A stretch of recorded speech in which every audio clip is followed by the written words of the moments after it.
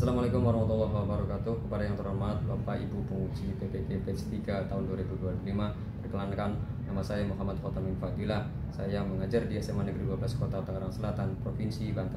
Saya adalah mahasiswa PPG dalam jabatan Batch 3 tahun 2025, Prodi PAI UIN Syarif Hidayatullah Jakarta, dengan nomor NIM 425001284 dengan nomor UKG 36747500150. Saya akan melaksanakan praktek pembelajaran Project Based Learning di kelas 10 SMA Negeri 12 Kota Tangerang Selatan, Provinsi Banten. Selamat menyaksikan dan terima kasih. Assalamualaikum warahmatullahi wabarakatuh.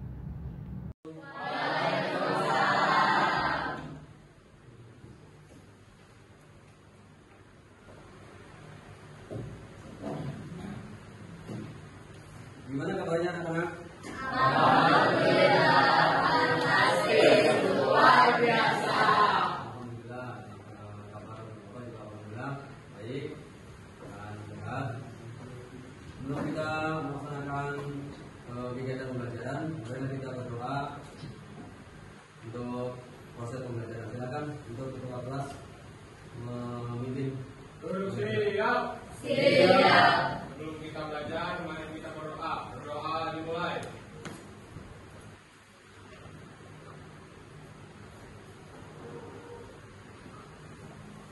Selesai.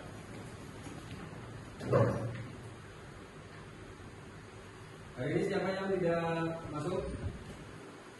Untuk absen? Husnia sama Rahel. Husnia, Iya. Husnia dan Rahel.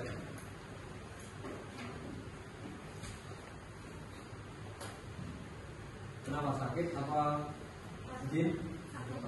Oke. Rahel izin sakit? Sakit. Oke. Berarti yang tidak masuk hanya dua ya? Iya. Oke. Ya, untuk materi kali ini saya akan membahas atau menjelaskan tentang tujuan pembelajaran dulu. Tapi sebelum tujuan pembelajaran, mari kita menyanyikan lagu Indonesia Raya. Coba silakan semuanya berdiri.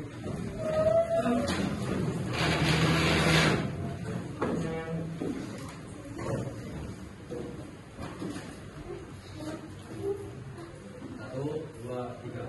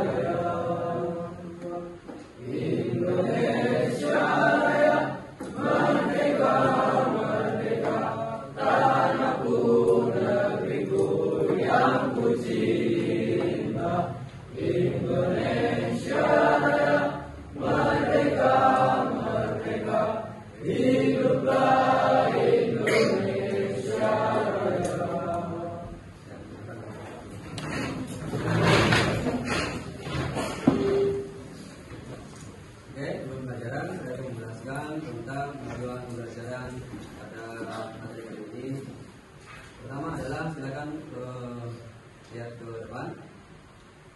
pertama adalah peserta didik diharapkan untuk dapat membaca ayat suci Al-Quran dengan tahlil dan hadis tentang perintah berkompetisi dalam kebaikan dan etos kerja.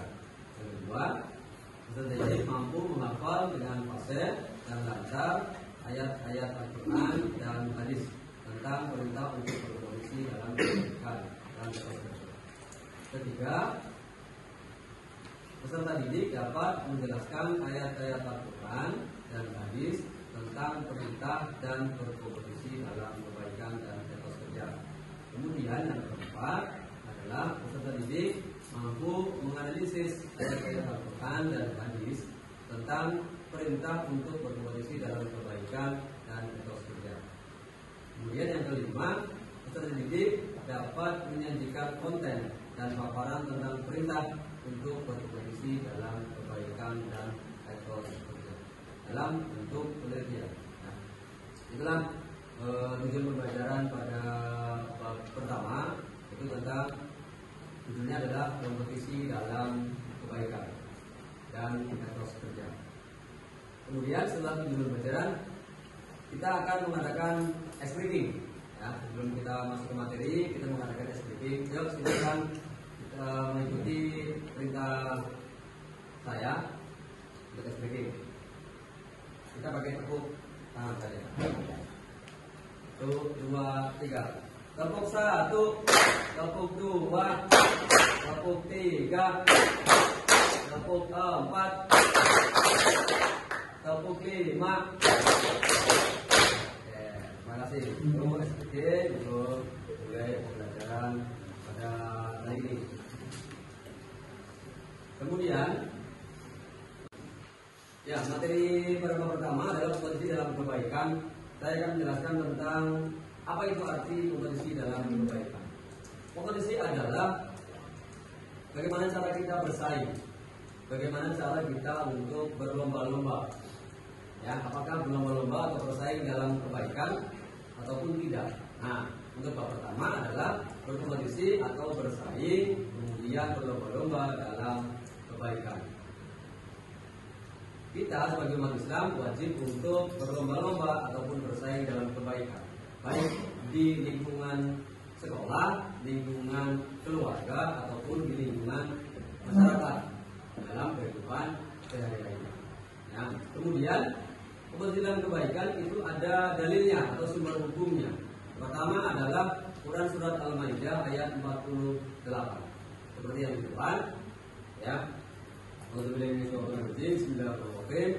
Wa anzalna ilaikal kitaba bil haqqi musaddiqan lima baina yadayhi minal kitabi wa muhaiminan 'alaihi. Fahkum bainakum bima anzalallah wa la tattabi' ahwa'ahum amma ja'aka minal haqq. Likulli ja'alna minkum syir'atan wa minhaja. Walau sya'allahu laja'alakum ummatan wahidatan walakin liyabluwakum fima atakum wastabiqul khairat illa Allah marji'ukum jami'an fa yunabbi'ukum bima kuntum fihi takhtalifun. Itu dari Quran surat Al-Maidah yang terkait pada kompetisi dalam kebaikan. Jadi artinya adalah, dan kami telah menurunkan kitab Al-Quran kepadamu, yaitu Muhammad, dengan membawa kebenaran yang membenarkan kitab-kitab yang diturunkan sebelumnya dan menjaganya. Yang membenarkan kitab-kitab yang diturunkan sebelumnya dan menjaganya. Maka putuskanlah perkara mereka menurut apa yang diturunkan oleh Allah, dan janganlah engkau mengikuti keinginan mereka dengan meninggalkan kebenaran yang telah datang kepadamu. Untuk setiap di antara kamu, kami berikan aturan dan jalan yang terang. Kalau Allah menguji kamu terhadap karunia yang telah diberikannya kepadamu, maka berlomba-lombalah berbuat kebajikan. Hanya kepada Allah kamu semua kembali. Lalu diberitahukannya kepadamu terhadap apa yang dahulu kamu persisikan. Ya, jadi itulah arti dari Quran surat Al-Maidah ayat 48. Dalam Quran surat Al-Maidah ayat 48, bahwa artinya adalah atau definisinya adalah, maksudnya pertama, Allah menurunkan kitab-kitab Al-Quran, kitab-kitab Allah yang ada 4, ya, menurunkan kitab-kitab Allah yang 4. Pertama adalah kitab Taurat, kedua adalah kitab Zabur, dan ketiga kitab Injil, dan keempat disempurnakan oleh kitab Al-Quran. Kita juga untuk dalami ataupun bersumber pada Al-Quran. Kenapa? Karena Al-Quran adalah kitab yang paling sempurna untuk menyempurnakan kitab-kitab sebelumnya yang tiga. Kemudian Allah menyuruh kita ataupun memerintahkan untuk meninggalkan apa-apa yang menjadi perkara atau apa-apa yang menjadi perselisihan ya di antara kaum. Kenapa? Karena di Al-Quran itu adalah ada yang namanya aturan-aturan, ada yang namanya perintah-perintah, dan ada yang namanya larangan-larangan untuk melaksanakan kebaikan. Ya, apalagi untuk berposisi dalam kebaikan.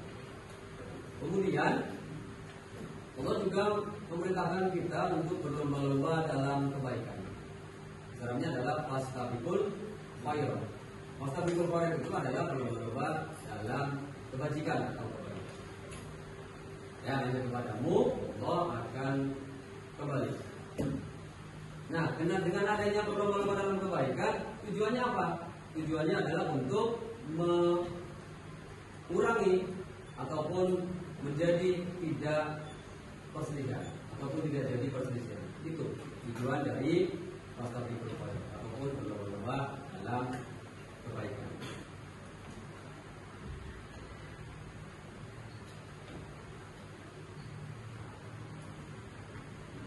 Kemudian yang kedua adalah hadis riwayat Ibnu Majah.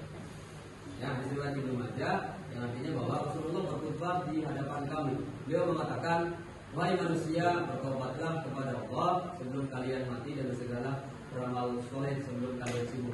Dan sambungkanlah antara kalian dengan Rabb kalian dengan memperbanyak zikir dan ibadah. Banyak sedekah dengan sembunyi-sembunyi maupun terang-terang. Saya kalian akan diberi rezeki, ditolong dan tercukupi." Nah, isi kandungannya dalam hadis riwayat Ibnu Majah bahwa pertama adalah segera bertaubat sebelum datang hukum mati. Kita sebagai umat muslim akan pasti banyak dosa ataupun banyak khilaf. Nah, sebelum kematian kita diminta untuk bertaubat. Taubatan apa? Yaitu taubatan nasuha, taubat yang tidak diulangi ataupun diulangi. Kemudian ada yang namanya sunnahnya adalah sunnah. Yang kedua adalah segera beramal soleh sebelum datang kesibukan. Ya. Amal soleh itu adalah untuk bekal nanti kita di akhirat, untuk bekal nanti kita pada di alam kubur ataupun di alam barzakh. Ya, jadi kita diperintahkan untuk beramal soleh sebelum datang kesibukan, waktu lenggang, waktu kosong itu untuk melaksanakan amal soleh atau amal. Nah, tadinya adalah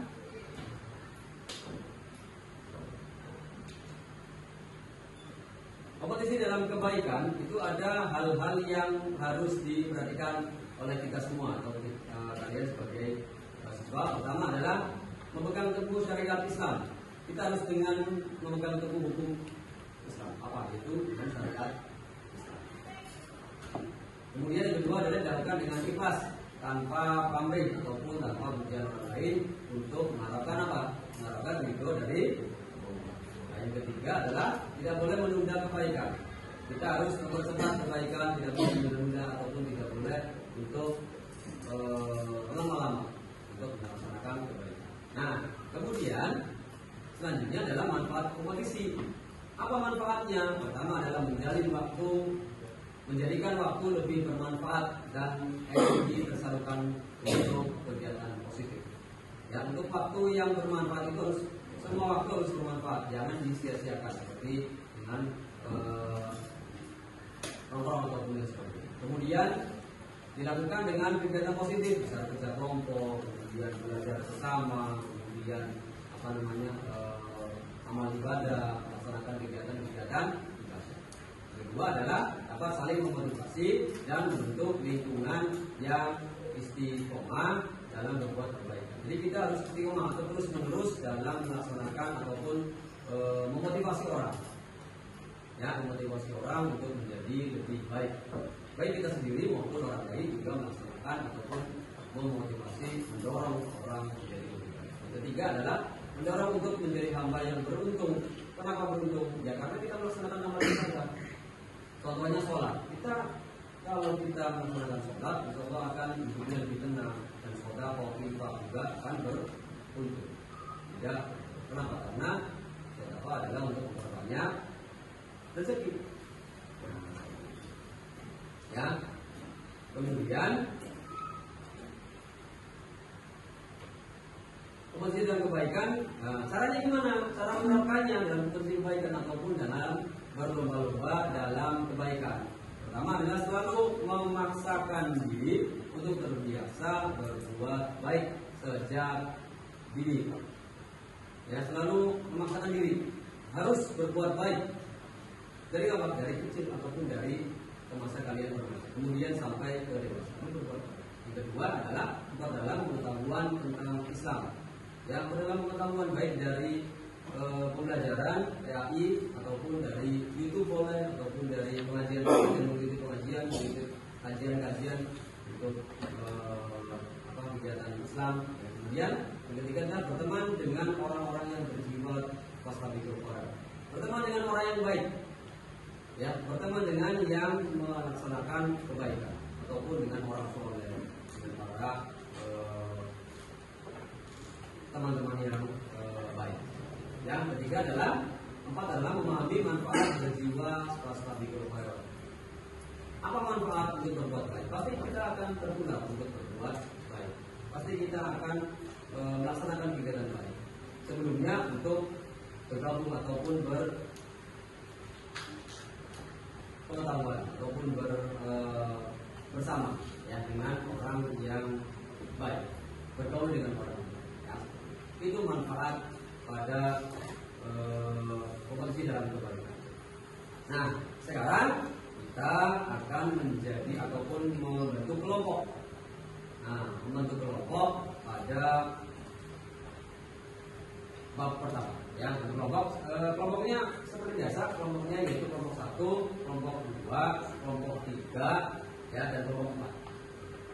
Nah, tugas kelompoknya apa? Tugas kelompoknya adalah kalian masing-masing kelompok berikan 3 contoh atau cari 3 contoh dalam kompetisi dalam kebaikan.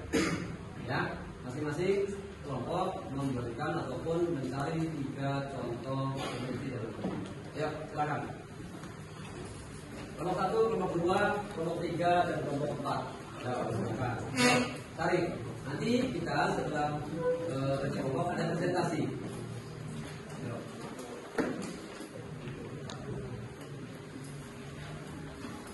Saya kasih waktu 5 menit dari sekarang untuk mencari contoh kompetisi dalam kebaikan. Ya, masing-masing kelompok. Silakan berdiskusi.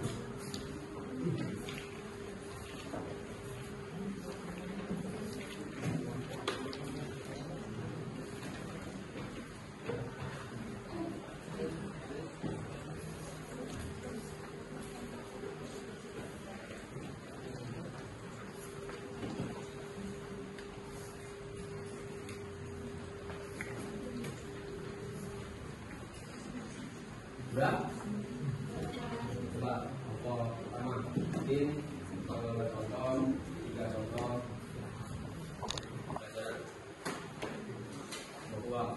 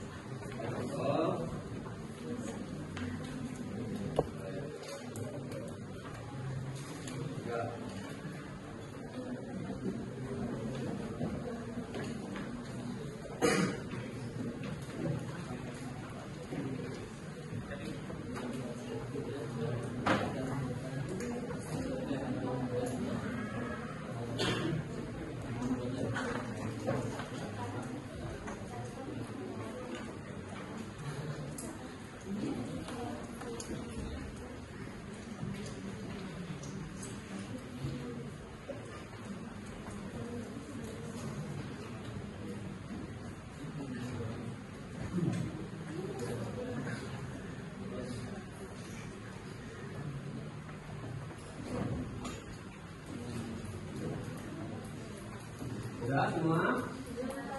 Belum, ayo tunggu.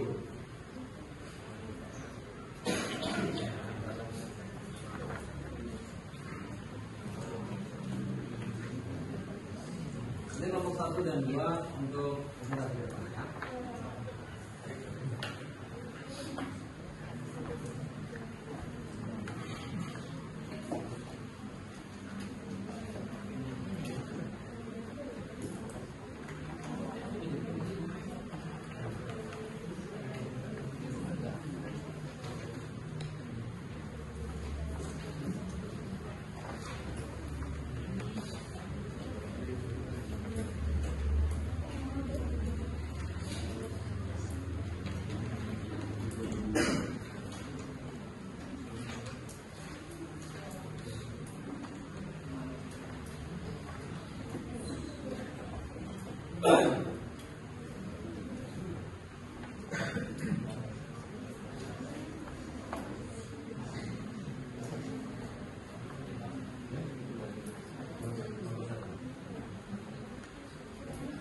Sudah? Kelompok 1 belum sudah? Belum, ada yang belum.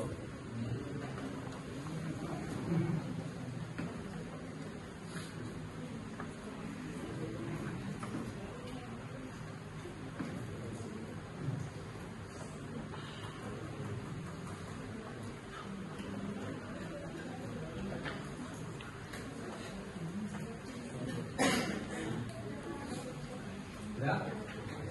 Nah, sekarang kelompok 1 untuk mempresentasikan presentasi tentang hasil kalian untuk diskusi. Ayo, silakan maju. 3 orang saja, Bapak. 3 orang saja. Ayo. Ayo.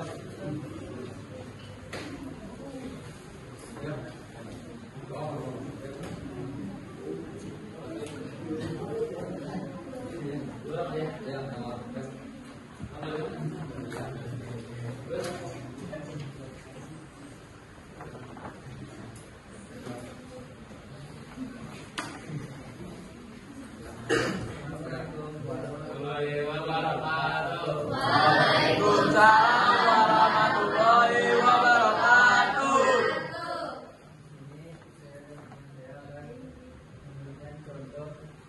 Jika berpotensi dalam kebaikan. Yang pertama ada patuh kepada perintah orang tua. Kedua, menjadi pribadi yang jujur. Tiga, menolong orang lain saat kesulitan. Contohnya, Ada yang misalnya kan ada yang bertanya. Kalau ada yang bertanya, kelompok 1 berada. Ya, betul. saya dari saya Kelompok 1. mohon maaf. Wassalamualaikum. Warahmatullahi wabarakatuh.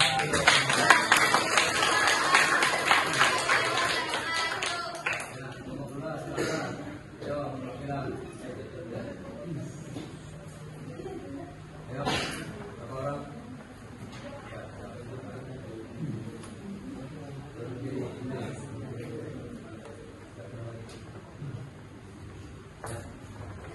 Silakan kelompok 2. Assalamualaikum warahmatullahi wabarakatuh.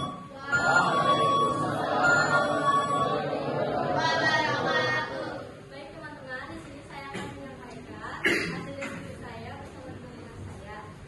Untuk 3 contohnya, yang pertama Yes, 1, 2. contohnya itu seperti Bismillahirrahmanirrahim. Assalamualaikum warahmatullahi wabarakatuh.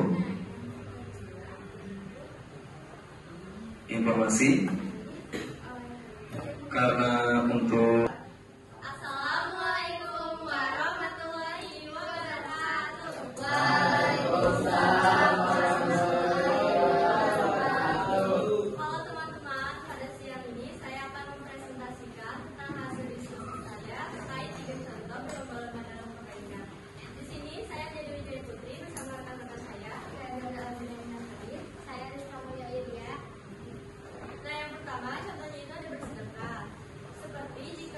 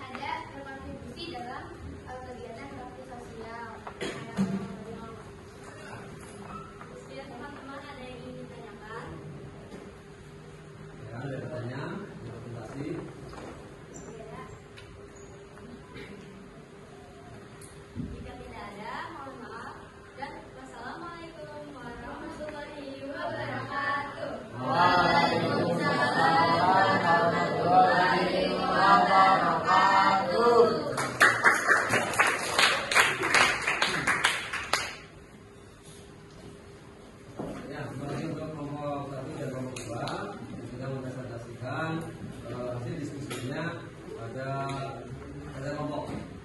Saya akan mengevaluasi ataupun mengoreksi. Pertama adalah untuk kelompok pertama, contohnya patuh kepada perintah kedua orang tua, ya. Itu bagus betul bahwa kita harus patuh dan taat kepada kedua orang tua. Itu merupakan contoh dari hubungan dan keluarga. Itu berarti di kehidupan sehari-hari ataupun di keluarga. Yang kedua, menjadi pribadi yang jujur. Itu bagus.